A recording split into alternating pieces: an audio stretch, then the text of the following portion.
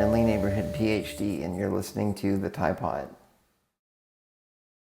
Well, hey, everybody, it's another episode of the TyePod. I'm joined by Caden Nelms today, and he lives with SMA type 2. I'm definitely looking forward to visiting with you on, advocacy and experience with accessibility in the college setting, and I definitely look forward to visiting with you. So thanks for being on. So thank you for having me. Yeah, definitely. I do want to start with a little bit of an icebreaker question.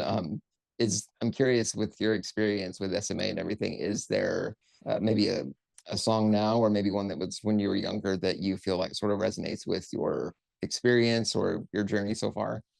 Yeah, this was the hardest question I think I've ever had to think about for the last few Mhm. days. Hmm, I have a few that kind of alternate between whether it's fun or whatever, but Yeah. I think the overarching one is Bridge Over Troubled Water because it just, you know, making the true friendships and that they're willing to help you and do all those things. And you just support each other. And I think that's Yeah. what the whole song's about. And it's, back and forth of supporting. Yeah, that's a really good one. Is it like the original one with I'm trying to remember who did it originally actually. Is there like a version that you really like or just pretty much any? I mean, I listen to any of them but John Legend's Okay, nice. I versions. It's didn't know like he did that version or it's that my he did favorite. that. Nice. Yeah, Yeah, cool. it's my go-to. I do know that different days, different emotions, obviously, different songs resonate, but I like to get an idea of kind of what the musical tastes are a little bit. So appreciate you sharing that side of it. Absolutely. Um, Yeah. yeah, and just starting out with kind of you and your journey with disability, if you want to just share like some highlights or, an overview of what your experience has been. Yeah. I was diagnosed with SMA 4 days after I turned 2. I'm now 24. And so my mom had the idea that it could be SMA because she has a cousin that has SMA. And that's the only other person they knew of in the family that had it. And she had helped take care of her. So she kind of seen the signs of, like for me, it was this is so random, but she said that the way her big toe was shaped was identical, and that's how she knew, like, oh, Oh, okay. like there may be something there. Now, as a coincidence, who knows? But that's like where her mind went. And so Yeah. we started working with a physical therapist, and I could stand up and hold on to things and stand up and walk, but I never took those first steps. And so after I started missing those milestones, they did the whole process of testing, and because she had our cousin that she focused on SMA Mm. first. Okay. Well, Yeah. I know what you mean though on the toe thing. It is kind of random, but at the same time, there are some physical traits I do think that, sort of signal that could be going on. So yeah, Yeah. I'm curious your experience with physical therapy a little bit. Like, has that been overall good? Is it something you've continued, or maybe was it something that had some negative, consequences, maybe? Physical therapy was great for me until Yeah. I turned 21. Okay. So or no, sorry, 20, yeah, 21. So Mhm. basically, I had it in school, and then the school tried to make it more difficult to get it because they didn't want me missing class. But then we, Oh. of course, thought physical therapy is more important. So it was always, that fight and balancing all that all the way up until graduating. Mhm. And so by the time I got to high school, they were just there once a month if I needed something. So we weren't really doing any physical therapy. And I think that caused me for sure to lose a lot of my strength that I had in high school. And then, so I found a new place that was technically pediatric, but my Mhm. insurance still covered it until 21. So I went there. And, but after I turned 21, I couldn't go there anymore. And since then, so for the past 3 years, I have been trying to get insurance to approve physical therapy again. I've tried everything, Mhm. and we've tried saying it's acute, we've tried saying it's chronic, we've tried temporary pain, like we've tried any wording we could, and Yeah. they've still denied it. And so I'm working with my new primary care to see if there's a way around it with financial aid or something like that. Right. Wow. Well, that's just one of the things with insurance. I know that many of us in, the SMA or the neuromuscular, disease community, that's something we fight with a lot, whether it's coverage for wheelchair features or physical therapy, anything like that. So like has insurance been a problem kind of with everything for, as far as assistive of care or equipment, or has it just been physical therapy that's been the main issue? So they've been in recent years. So Yeah. of course, physical therapy, and I will say that what's interesting about insurance is before I can get my Spinraza injection, they Yeah. need physical therapy and physical therapy exam for the upper limb module. but then they don't cover the physical therapy. So it's an Wow. endless loop of nothing. Right. So I got either pay out of pocket or figure it out myself. And Spinraza is something that you're definitely looking at then. Yeah, so I've been on it since 2021, I believe. Okay. So Yes. you were getting regular, injections of that, and then did it stop at a certain point with the insurance, and then now you're trying to fight to start again, or So what I've ended up doing is going to so it's only once a year, thankfully. And so what I okay, did gotcha. was I would go to a new physical therapy and they'll do the like the initial meeting with you for free, or Mhm. the insurance will cover that regardless of where it's at. And so I do that, have them do the module during that. And so technically insurance is covering it. And Mhm. the physical therapist is so down for it.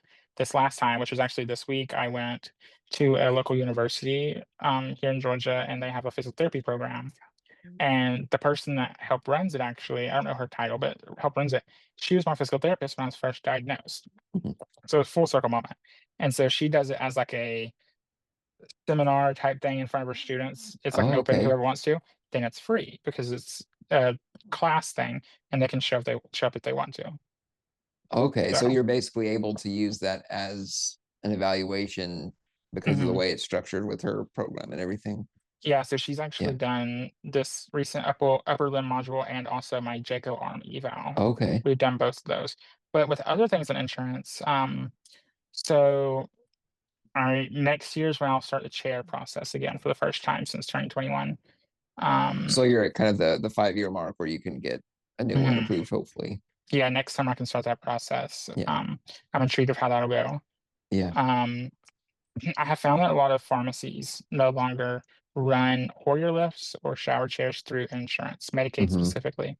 So I've been fighting for 4 to 6 months to get a new one of those. Yeah. Also, if you hear that siren, I apologize. No, I don't hear anything at the moment. Okay, You're perfect. good. And then there was something else they have been giving me fits about. I was the first person on Georgia Medicaid to get approved for Spinraza. Really? It Okay. took some, they denied a lot of people, or a couple people, I guess. And I just had me, my team, my doctors, my case manager, my family access manager, like everyone just right. And it ended up being, I think she said like a 20-page document, just sending it to them. And they accepted me Wow. as the first one. And now there's more on Georgia Medicaid now. So Wow. yeah. That's just shocking to me because Spinraza being something that, I've talked with many people that have been using it in many different states, and the benefits seem clear, and it's just surprising to me how difficult it is to maintain that or to keep it going even after you've been approved multiple times. It's really, I mean, it's a Yeah. major issue to have to keep fighting. I'm always worried every year that I mean I've only been on it for a few years, but I'm always so Yeah. worried that like they're not going to approve it for the next round. And the Yeah. way there's so much more I can go into about the way they're wording things this go Mhm. around, that I was talking with my family access manager, and things that we're having to like scramble to get before it's too late now Yeah. because the wording is so weird. It's just, it seems like there's so many layers of complexity they try to put into that process now, and it's just, I don't understand why it has to be such an I, exhausting stress point for everyone. I feel like I just want to see if you're like that determined, which makes zero sense. But Right. I'm not known to back down. So even with this Jaco arm, no one's ever been approved for it. And one guy was like, I wouldn't even try it. I hate to bust your bubble. And I said, I've heard that's that not too. that's Yeah. not gonna work. I'm not gonna stop. I'll bug them until they have no choice. Yeah. Yeah. Well, I'm curious on the Jaco arm, like, has it been worth, the effort and everything to get it? Like, has it really improved sort of your day-to-day activity? So I just did the evaluation Okay. Tuesday. Yeah, so that was any videos I've posted is just doing the Okay. evaluation Well, at the university. I saw the Yeah. reel that you posted, so I thought, maybe you'd already had it, but that was just for the initial. Yeah, that's me. They had to record it to show proof of why that I can use it and why and what I Gotcha. can use it for.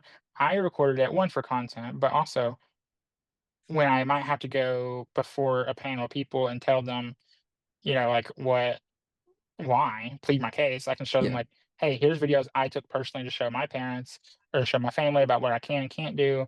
And they can vouch that this, and this, I was not independent and now I am with this Yeah. arm.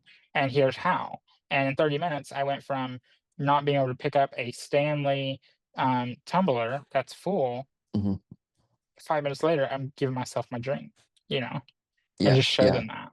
Talk. So I was gonna see if you wanted to talk just a little bit about like what that's like to have those kind of activities that most people take for granted that they can just do without even thinking. And then, you know, what it's like for you to go from not being able to do that to having the arm actually raise that up and drink it. Just talk a little bit about how big of a difference that makes when, you know, you have those little things sort of taken care of.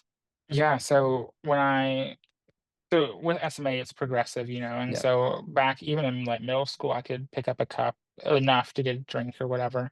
And I used to even use sippy cups until I was way too old because Mhm. I was afraid I was going to spill, but I Yeah. could pick it up and I was independent enough. And so it was interesting. Like, whenever I notice my body does something, like I can really tell, like, oh, I can't do this anymore. I Yeah. go through a hard time, as I Yeah. think most people do. And I really did when I was younger, and that was one of them, not being able to pick things up like that. And so, but then I got used to it, of course. I'm now 24. I haven't been able Yeah. to pick up my drink in Lord knows how long. I'm used to my friends or family or whoever helping, even strangers helping me, you know. And so to be able to do it then, and like it was my friend was like, "Oh, you should go ahead and pick up your cup. Let's do that one." I mean, I want to see you do that because like I literally helped you pick this cup up 2 minutes ago before you started. Yeah. Like, let's Yeah. see. And I did it. And in the video, I made this weird sound, like this laughing, like giddy sound. And I was like, I don't know where it came from, but I was like Yeah. it was pretty emotional. Like to be able to pick that up, I can you imagine. know, it was, and then to put it back down without dropping it. And those cups are heavy. It was Yeah. full. So like, whoa. That's crazy, but yeah. Yeah, that's, I mean, and it goes from, you know, having to get a caregiver or a stranger, like you said, to do it every single time. And we're talking about not only just, you know, like drinking because you want to, but like actually hydrating, you know, Mhm. getting water. Like that's a major health thing if you're not able to get enough of that. So I Yeah, mean, it's just, I don't think that we can overstate how big of a deal it is when we have some way to overcome that barrier where we have choice, you know, to do it when we want to and not have to ask somebody. I mean, it's that's not the only task, right? Like there's a there's list, so much. obviously. Yeah, and actually I had to Yeah. make that list to include in my Yeah, reasoning. exactly. But, Right, it's right. yeah, but it's interesting because, like, if I'm at my desk at home or, you know, here at work, I can set my cup in front of me and lean over and drink out of it and push it to me. But if I'm Yep, picking it up off a table, I can't. yep. But then I also have to consider that theoretically, I was supposed to, 'cause I get choked easy, take a sip of my drink between every bite of my meal, which is Mm-hmm. so much. I tried to do that when I was younger when I could, but then I got older and I can't. And it's, you know, but then do I want to do that and have to get somebody to help me? Because eventually my arms will get tired and I'm still feeding Right. myself. And then I go to the, you know, hydration. I only have one kidney. I got to be careful, but also it just goes back and forth, you know? Right, right. And I mean, you have to anticipate, you know, your schedule and where you're going to be Hmm. located. And I mean, there's just so many variables and factors that you have to worry about. And then whatever you're doing, wherever you're at, like obviously, like for example, at work, if you're focusing on, you know, what your job actually is, but then you also have this weight of all these other factors with things like Hmm. hydration. I mean, it's really difficult to, I think, compartmentalize everything, at least in my experience. But has it been Oh, that yeah. way for you? Yeah, because like just for like a typical day, if I come into the office at work, it's I get up, do all my get ready, you know, my parents or my primary caregivers, Right. and then I come to work, and then I think, you know, when am I going home? When are they driving? If they're driving through town to go to the store, can they stop by, help me use the restroom? If yes, can I get coffee? If not, do I get coffee? How much tea do I drink? Oh, I need to be careful not to drink unless I'm actually choking Yep. or, you know, really thirsty or whatever. And you know, bladder's the hardest thing, especially with having to be careful with the kidney and kidney stones and all that. Mm-hmm. So it's a very interesting one. But Have you yeah, had, yeah, have you had a lot of experience with kidney stones that being an issue? yeah, I fresh the summer before freshman year of high school, so ninth grade, Hmm. I had my first kidney stone, and it went from then until 2020 because I went to a pediatric doctor. He was like, "You're fine, got kidney stones." Mm. Then I turned 18, COVID happened, so I had time to care for myself. Went to a doctor virtually, a new urologist. He looked at my old scans and said, "That doctor is stupid. Your kidney is only functioning 5%. It has a Ooh. massive, massive infection around it. A kidney is supposed to weigh like supposed to be like your kidney itself is the size of a 2-year-old's, but the infection around it is so large." And he said, "And I'm so sorry to do this to you, but in 2 weeks you're having your kidney removed." Oh, And wow. when they did, they had to like it was the infection was starting to attach to other parts inside. And so they Yeah. had to grind it out, get it out. And he said that a kidney is supposed to weigh 0.25 pounds and it weighed over a pound. That's how much Wow. infection. Yeah. and the other doctor didn't do anything about it. He said I was fine. And I looked at the X-ray, like I have it on my phone. I'm like, what? That is Yeah. not fine. It's like he just didn't Why want to would deal that with it. doctor even say that? That makes no Yeah. sense. And he was pediatric too. So like the kidneys he's used to is little, like smaller kidneys. And they Right. said my kidney is the size of 2-year-olds. So he should have known. And I was 16, 17 at the time. So that was when you had to have one of them removed then after that Yeah. infection. Yeah. So during COVID, so June of 2020, I had to go to the hospital and get my kidney taken out. Which also adds a whole nother set of issues being COVID at the time. It was an interesting because we had to get my doctor right in the orders that my Yeah. mom as my caregiver can be in there with me because, and nothing against Yep. nurses, especially during COVID, I don't blame them whatsoever. Like it's, I think it's just, it was so unknown. It was so new. It was in June. They Yeah. didn't know how to take care of me or not take care of what they could do. Well, I was going to And ask you so, what yeah. that was like. I would say like 85 to 90% was great experience. So the Yeah. 10% not so. We just had 1 or 2 people that were not great. Just didn't handle it appropriately, COVID or not COVID. But overall, I'd say considering circumstances of a pandemic, and Yeah. you know the stuff I'm going through, and I have an SMA, not be able to reach the call button or do things on my Oh own. yeah. I would Yeah. say overall it was fairly decent, especially since mom was there. Well, so you were able to get it where they would approve your mom being with you then at the time. Yeah, but once she was in there, she couldn't leave at all, so she couldn't go get food. They weren't delivering food. Really? So Like they they wouldn't were. let her leave and come back then? They could. The only thing most of them would let her go down to the first floor, and dad could set food at the door, and she could Yeah. grab it at the hospital. Okay. Now, one floor we went to right before I came home, they wouldn't let her, and the nurse was really rude and said, "If you leave this room, you're not coming back." Gave mom a stale turkey sandwich with expired mayonnaise packet, and said, "Here you go." And so mom didn't eat. She called dad. He called her, and she was trying to be fine, Yeah. and he was livid, and so she just ate M&Ms and whatever Whatever was there. Yeah. for like Yeah. 12 hours or 24 hours until I was released to come home. How long was Luckily, your stay start to finish, once you went in? it was supposed to be 3 days. It ended up being 6 or 7 because I Mm. had a ileus blockage develop in my stomach during the Okay. process from the gas and everything they had to do. So Yeah, well, that's significant. And then when you're not able to get food, your mom's not able to leave. I mean, there's so many yeah, issues going on there. Yeah. there's so many layers. And again, most of it I don't blame on anybody because it was COVID. Right. There's a few things I'm like, hey, you shouldn't act like that regardless of what's happening. But Right. whatever, I'm home. Yeah. Yeah. Well, that's a really stressful time. And with the kidney, was it something that I guess you wouldn't do a replacement if you could still have one that was functioning? Yeah, my other one's working great. I was actually probably Okay. working overtime because the other one wasn't doing anything. So Yeah. I've had like I've had 2, 3 kidney stones since then, which in my book is great because I was having them like Right. 8 months out of the year, every year until I had to Oh, take them out. wow. So you were Yeah. constantly dealing with kidney stones then. Yep. Constantly something. Was there anything like strategy that you were using to try to make sure that they didn't develop? And I mean, was it just a matter of hydration? I did what I could. So kidney stones are definitely running the family. So my Yeah. mom's had them, my uncles had them, my great uncles had, like so many people's had them. But They're the worst. I've had a yeah. few. Yeah, I don't wish that on anyone. But what I did was mine was calcium based for the most part. So I quit drinking milk. Yep. I cut down calcium intake and dairy in general. I would drink essentially only water, lemon water, apple cider vinegar pills, vinegar Wow, water, okay. lemon vinegar, like all the acidic I could to get that down. I got to the point where one of my great uncles literally carries a jar of lemon water and vinegar around just in case he starts bothering them. Yeah.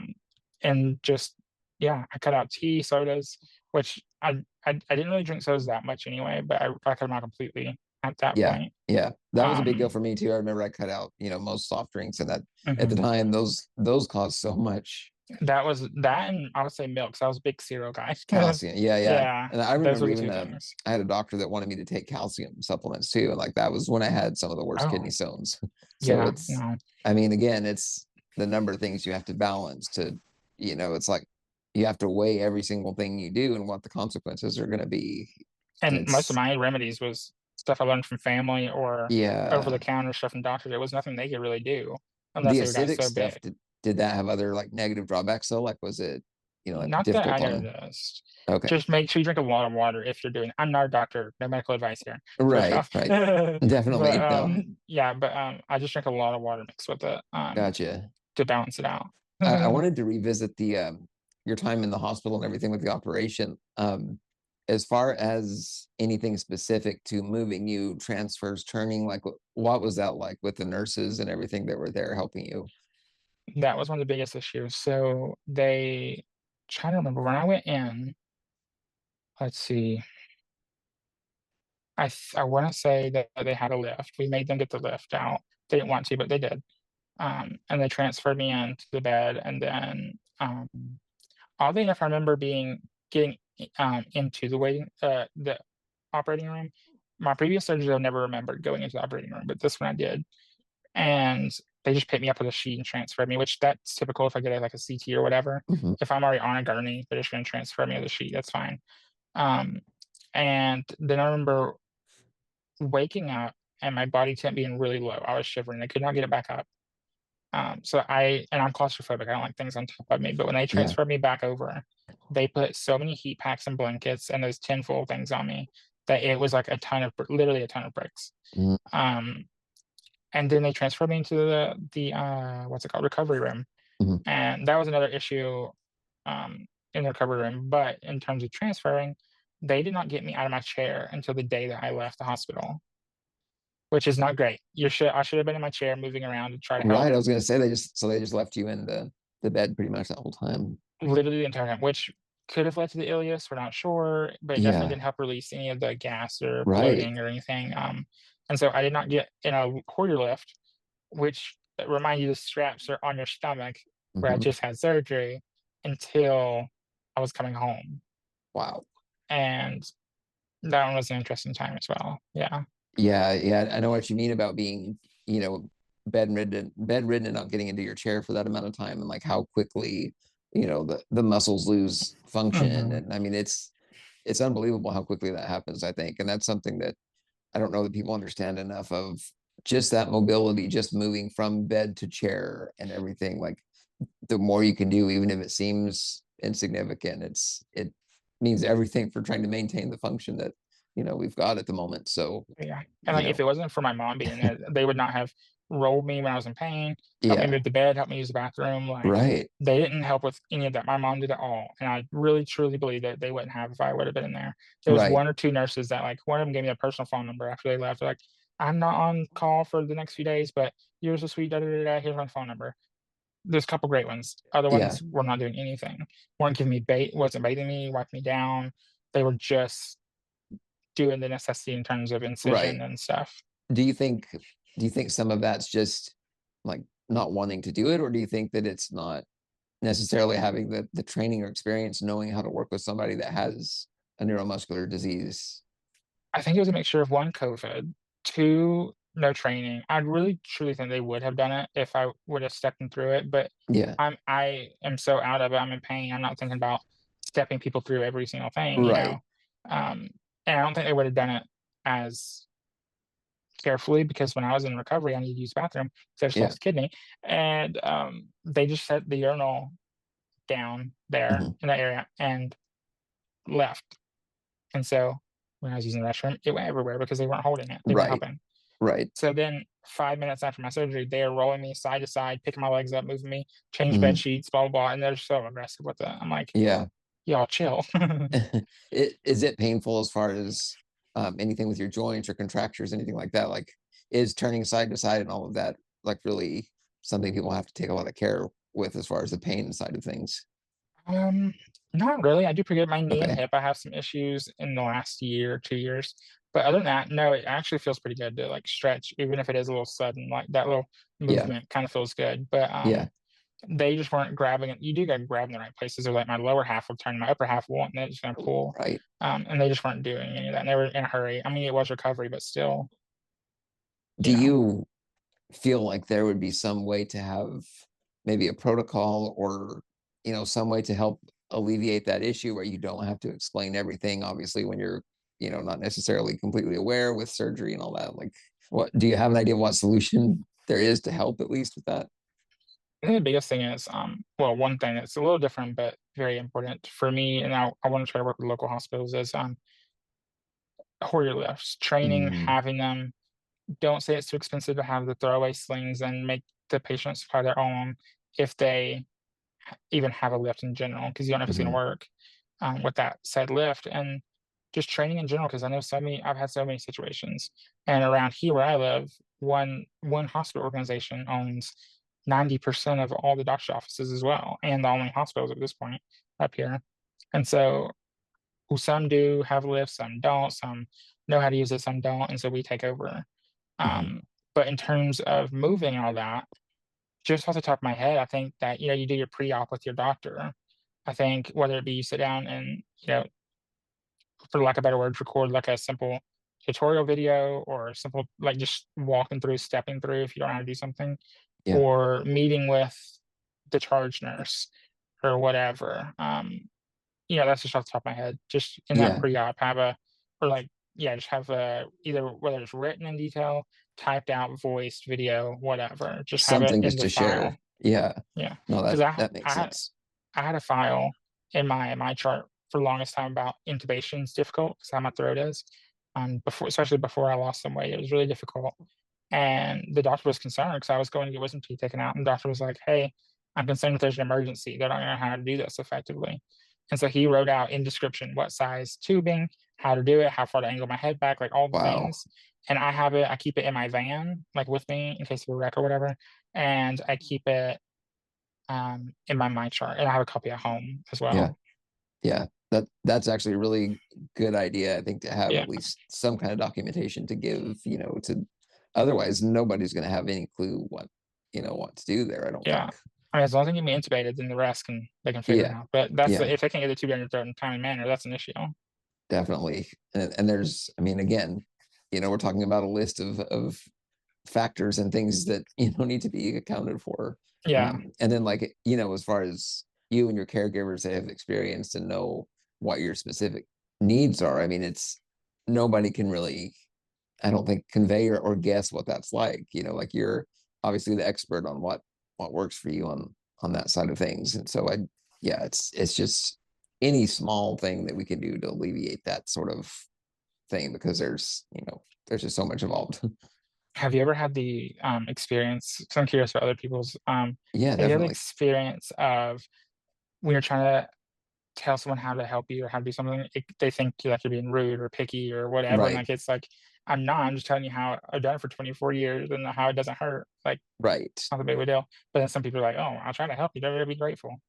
And I it's have had strange. that for sure, Mhm, especially in that medical setting. It's just mhm. the number of little things positioning wise, like it might be half an inch, like moving my arm in or something like that, and it Yep. and then you're always wondering, like, do I just bear, like, do I just deal with some of these things, or do I try to, get everything just perfect where it's 100% comfortable? And sometimes that's not even something you can, like, 100% comfort is probably not achievable. Does that Uh, exist? No kidding. yeah, no, I kind of doubt it, but As comfortable as possible. Well, yeah. one time I was at a hospital, I had to go to the ER for something that ended up being nothing. The doctor was just concerned. But I went there and I needed to transfer Mhm. into the bed. And I said, "Do you have a lift?" I was younger at the time. I didn't advocate for myself at this point. My mom was Mhm. there. Like my grandparents came down. My dad came down because it was like it had the potential to be a big deal. But the doctor, Yeah. I think, overreacted just a little bit and made it worse. But either way, and we're told that the nurse of the ER were like, "Hey, we need a free lift." He said, "Okay." He walked on the corner to the nurse's station. Didn't know we could hear him. And he said, "Yeah, we're not doing a lift. We're just gonna go there and start picking them up." And my mom poked her head out the door, and so did my grandma, and said, "No, you ain't. You better get a Yeah. lift." Yeah. And and then he brought it in there, and he went to use the lift, and they're like, "No, we're doing it. We don't trust you to do it at Right. this point." Right. And so my parents did it. But yeah, it's just those situations. That's that's way too common, I think. Mhm. And for me too, I don't know that people are aware, but when doctors and nurses or healthcare staff are actually within range of you hearing things, and just some of the comments and the just lack of empathy is ridiculous, and that's a whole nother stress But point. Like, we're already going through a lot in that situation, and then to hear some of the things that we do, it's alarming to me. Yeah, so they don't trust your own Right. body and process, Right, right. And Yeah. then some, I was in ICU for I was recovering from a gallbladder removal, and some of the things that would happen as far as turning or transfers, or like I would try to tell them a process that would work, and sometimes they were just like, well, we're just gonna have to do it. And for me, the contractures and the hyperextensions on joints, is a major concern. And so Oh yeah. to have that extra pain on top of everything is just, and I'm not saying that all doctors and nurses are this way, but it happens way too frequently. Yeah, it's interesting because like I look at the hospital and the medical system that owns like most of this area, Mhm, and I compare it to where I get my Spinraza injection, which is a small hospital that's not owned by them. mhm. And they're so like they have a dedicated lift team of three different people, or three different teams of two people with three different lifts that can go all over the hospital, that can use the lifts, are trained and know how to. Mhm. They have beds that have scales in them in case they don't have a wheelchair scale. Wow. They ask me, when I get on the CT machine table, they're like, which side do you go on? I say right, and I say pull this arm out, and they know the turn, and they know I'm claustrophobic, so they put the straps where it's not gonna trigger that out. Yeah. And they know when to give. Like I get the same nurse every time. Love her to death. They schedule me with her because we just got Mhm. along so well. And they're like, she knows when to give me the medicine, when to text the doctor to come in, when to give me my more like ease my mind meds. Like they know I need fluids before, during, and after because I get spinal headaches. They give me the coffee, the Coke, the Mhm. treats, all that right after. Mhm. But like they're on top of it and they are trained. I'm like, if this small hospital can be trained, there's no reason this big Exactly. multi-million dollar medical system that owns the whole state, north of the state, can't do it. Right, right. And it almost seems like if you could just have the people that work with you at that, smaller organization, if they could provide some kind of training material Exactly. for the bigger hospitals, and obviously that would have to take some initiative from, the bigger ones, but I just feel like some level of organized, training would make that such a different experience for, Oh yeah. people that have difficulty with transfers and things. So yeah, And yeah, I would say it's a shame that the hospital's like an hour or more away. yeah. Right, So I can't right. do it in emergency. The closest hospital I have next to us now is like 20 minutes. So Mhm. I can't be going over an hour if there's an emergency. Right, right. No, but that is just a really good example though of having a staff and people that do know sort of what is needed. And I know that Exactly. Spinraza obviously is targeting one population, so obviously the focus is there. But it's But just, still, they tried to change it to a PA doing it, and no anesthesia sedative meds, and it's yeah, local, so like it's just like some Verse said, it's yeah. not like they have an anesthesiologist in there. I don't like a lie completely, but they try to get rid of for adults none of those meds, no pain meds, none of that, and it had to be a PA do it, physician's Mhm, assistant. mhm. They tried and failed. They couldn't do it. He had to stop because it was too painful. And so Yeah. I told them, I was like, hey, I want this doctor only. I want my meds or I'm not doing it. Mhm, And mhm. Biogen was like, well, the hospital's like, we would love that. We're fine with that. It's up to this company. And then this company is like, well, if we want to do this, but and I'm like, well, I'm not doing it. Mhm. And so I get my drugs now Yeah, from the yeah. doctor I want. Well, as far as like that self-advocacy thing, and I know it goes beyond obviously just the medical setting, but like as far as, accessibility on college and everything, like what was your process like for self-advocating? And, I'm sure it's probably evolved from when you were younger. Yes, when I was younger, it did not happen. I did not do that myself. I was very insecure, very shy. Mhm, um, did not accept my disability, didn't accept my body, like none of that. And so it really wasn't 2020 when I slowed down because of COVID. And mhm. I was like, oh, hey, you know, I need to accept this. And so I did a lot of work over that year. I accepted body and disability, but the advocating on campus started really in 2019 because the disability director of the campus was like, hey, you're your own advocate now. There's no like case manager that wrote your IEP that's going to follow you around and tell your teachers. Yeah. We'll help you, of course, if you need it, and we'll write your accommodations. But it's you that needs to let them know, hey, I need this, this, and this. And if they say no or have an issue, come to us. And so that's fine. And the campus is a small liberal arts college, and it's was so behind on accessibility, Mm. like so behind. And when I went for orientation, they rented a van from Atlanta and drove all the way back up for me to be able to go around and tour campus. It's not that big, but still. Mhm. And then as soon as I committed to going there, they purchased a wheelchair accessible shuttle bus and had it wrapped in the branding and had it on campus within a month or so after college started. Mhm. And then after that, we went through 3, 4, maybe even 5 disability directors over my 4.5 years there. Um, that the administration at the time just did not want to help, and I think it frustrated the disability and accessibility coordinator, and they Mhm. would leave. But I just pitched enough fit and went to their office enough, talking about the president of the university, that Mhm. he's like, okay, whatever. And so that was getting curb cuts put in place, ramps, door opener buttons, sidewalks that weren't there before, making sure elevators were working, making sure not all floor, most floors of most buildings were accessible. There's a couple that Mhm. was just too old. The campus has been around since 1896 or something like that. So like some of the buildings were too old. But they still retrofitted them where they could for Yeah. elevator and stuff.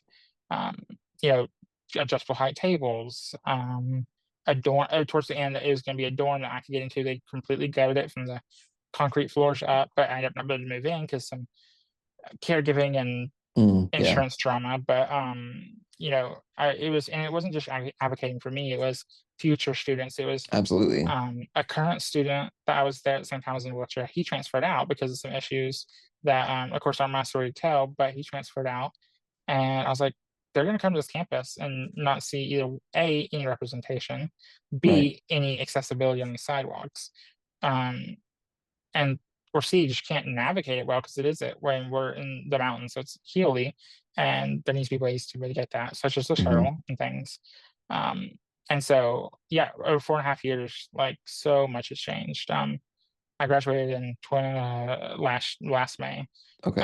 and so by the time I was leaving there, up until graduation day, it was, "Hey, I want to go across the stage of graduation." They're like, "Oh, we don't have a ramp. You can go in front of the stage." And I said, "No, I'm going on stage. Order ramps. You have a year." I gave you a year in Yeah. advance, and they ordered the ramps.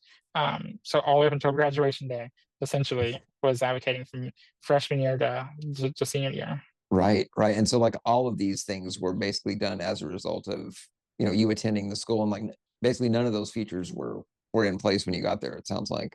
Exactly. Yeah. Yeah. No, none of that. Honestly, quite literally, there was a couple, of course, curb cuts on the city roads that go through the campus, but the private roads didn't have any Wow. um, sidewalk or no sidewalks at all. To be honest, Yeah. some even the Yeah. city roads didn't have sidewalks. Uh, yeah, it was major things like that that just should have been a thing. Yeah.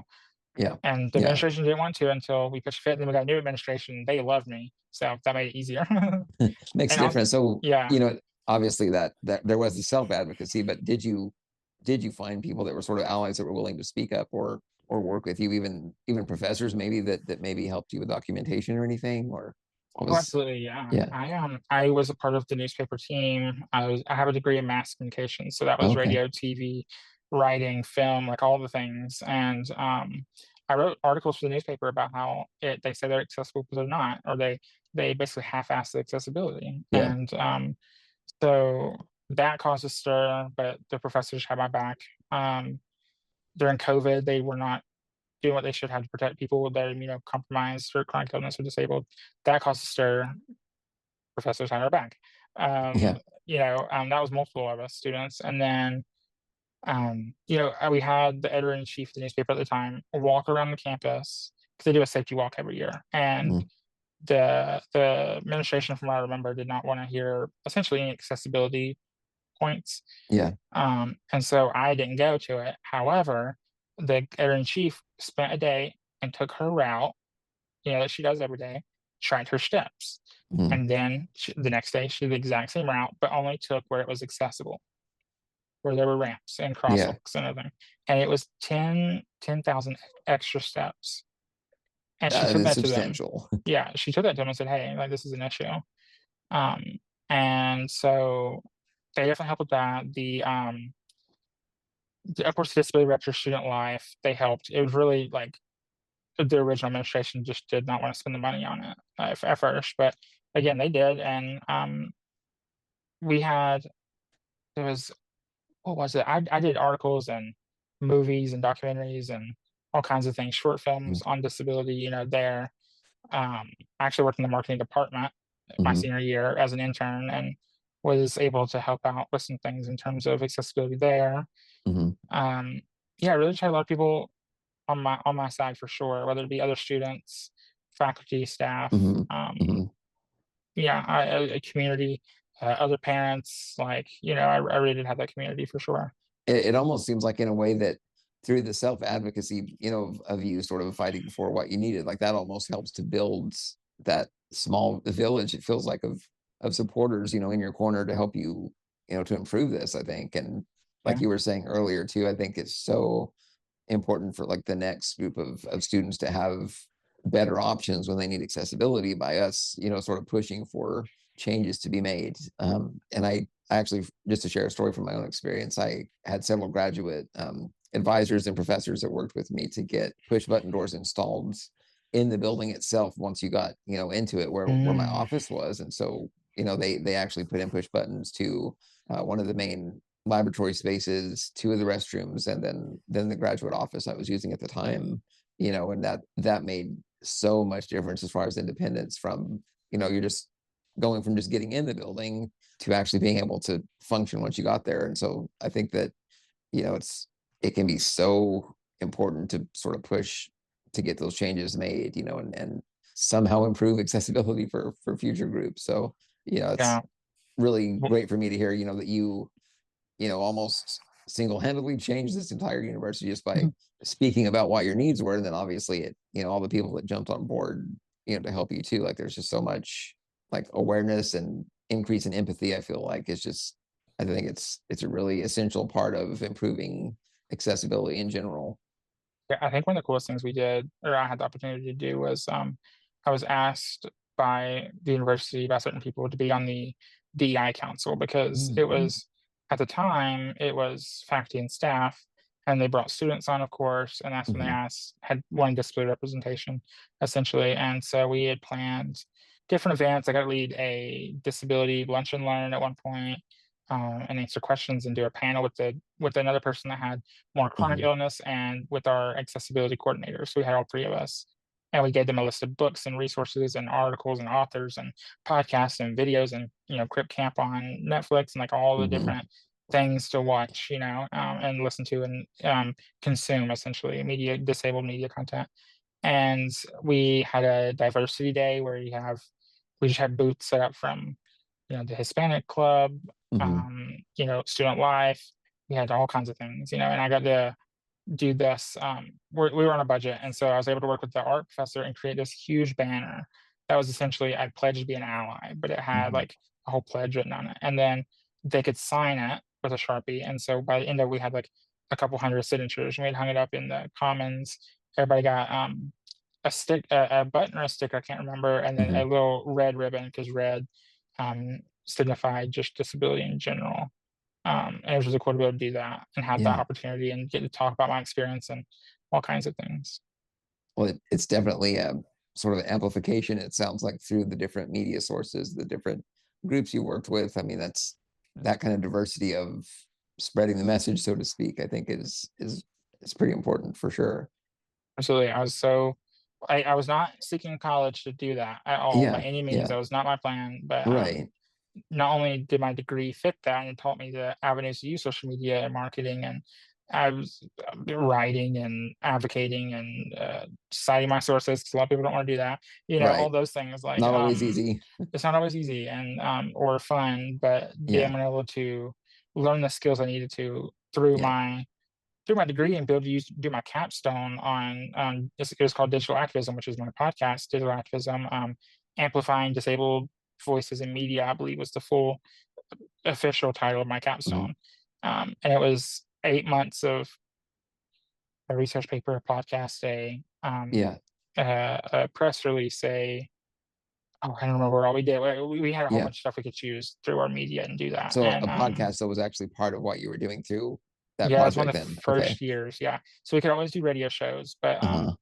the new professor, not new professor, the department chair convinced our professor who follows more traditional media like radio and newspaper to allow podcasts to be an option because all the professors have to sign off on it, or a Okay. majority at least. And so they added there's already a podcast in class in the last few years.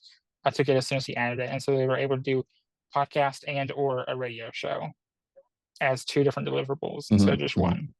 So Nice. Well, that experience was probably good. Is there stuff that you carried over from, your time doing all those projects and everything that you're doing now, like through your social media or anything? yeah, so I kept digital activism podcast. I'm trying to get back on the schedule. I've been so busy. Yeah. I went from in the last couple months, I went from like one part-time job to about 50 billion different ones. So I'm Yeah. learning to balance, but I'm taking a step back from some other ones I don't want to do anymore and focusing on this real estate one and my social media, because my social media over the summer just kind of out of nowhere, boom, happened. A bit at least. And for me, it was a lot. And I know what you mean. yeah, and so I'm gonna bring the podcast back up. I'm gonna find guests and because I've realized I do a lot better with guests instead of by myself. I feel And that. so, yeah, I don't know. I try and I do it, but I'm not as good. I'm And tempted so, to delve into a few, solo episodes, but for the most part, that's ooh, why I set mine up with guests too. yeah, I gotta start getting guests. I just had Mikey Stone. I don't know if you know who that is. He has ALS. He's 26, Okay. and he just had People magazine article wrote on him. He's releasing music. He's a lot of cool stuff. So I interviewed him. That was a really fun one to Oh, do as nice. well. But that kind of remotivated me, reignited the motivation to do them. Yeah. So and I also Yeah. just want to be guests on other people's podcasts. I think it's a lot of fun. I don't have to edit. So Yeah. I know what that's like. yeah. I've tried to do minimal editing, and even so, there's still enough of it, that it's a little bit tedious for sure. If it's somebody else's video, I always say this. If it's another video I'm working on for someone else, I'm not involved in just the editor, or I even filmed it and edited it. I'm not in it. And it's not just me sitting here yapping, myself. I can edit it, no problem. That's what I did even before college. I did that since middle school. I've Oh, always okay. loved it. But when I have to do it about myself, I can never get motivated to do it. Yeah. I don't know why.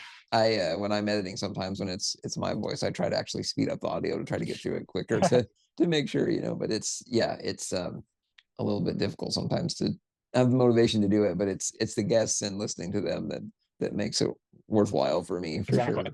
If I could just let them Yeah. talk the entire time, that'll be fine. Oh, absolutely. Yeah, the more the better on that side. Exactly. I know we're kind of approaching the end of our episode length, but if you wanted to share a little bit about you balancing your mental health and trying to, all these extra things going on with progression and all that, like how do you sort of approach that? And are there like some, hobbies or things that you can kind of use to sort of escape, the day-to-day challenges? Yeah, so I will say, like, before 2020, I had a hard time accepting any of it really.